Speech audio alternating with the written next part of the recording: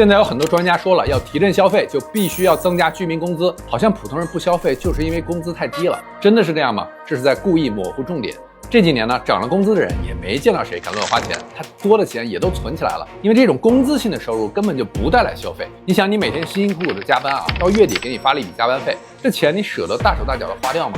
不会的，你算计的不得了，这是人性决定的。在经济学里面，这个叫做心理账户，反而是那种财产性的收入，或者说不劳而获得到的钱，才能真正的带动消费。但是这件事，专家们都不愿意提，因为这背后藏着一个更加深刻的问题。今天我就用2分钟告诉你，我是岳飞，一个喜欢保护韭菜的财经博主。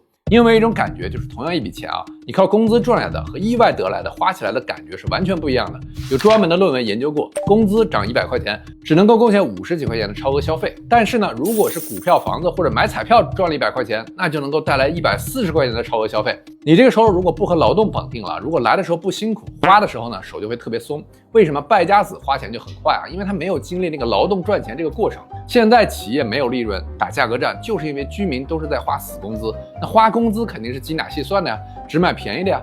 是大家不想花吗？那工资是死的，但人生里面各种急用钱的意外却是要花样百出的。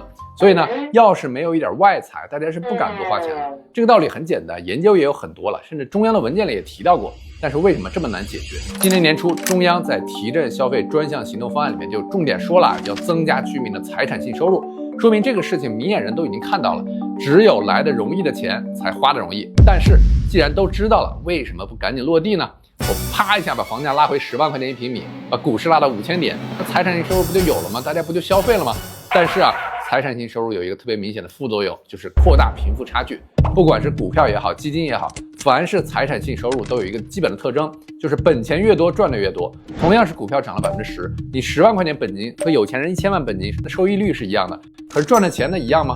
财产性收入，你看字面意思就知道了，有财产的才有收入，你没有财产那就跟你没关系。更进一步说了，你像房租，如果要增加房东的财产性收入，是不是就要涨房租啊？那房东的收入是增加了，可是租房的年轻人反而收入还减少了，这一进一出，让穷人去补贴有钱人，贫富差距就更大了。是这样，是让有财产的人轻轻松松赚了钱，确实可以提振消费，但这个是我们能够承受的后果吗？或者说啊，我们大家一起建设出来的应该是这样一个国家吗？这几年豪车啊、名表都在降价，奢侈品也不好卖，我觉得这不一定是件坏事啊。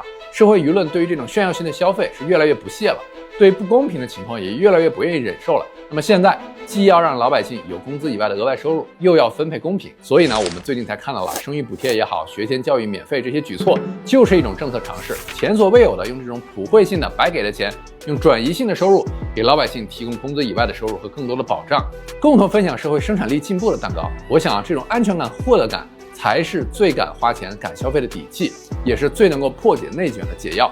我是岳飞，关注我，了解更多关于政策的秘密。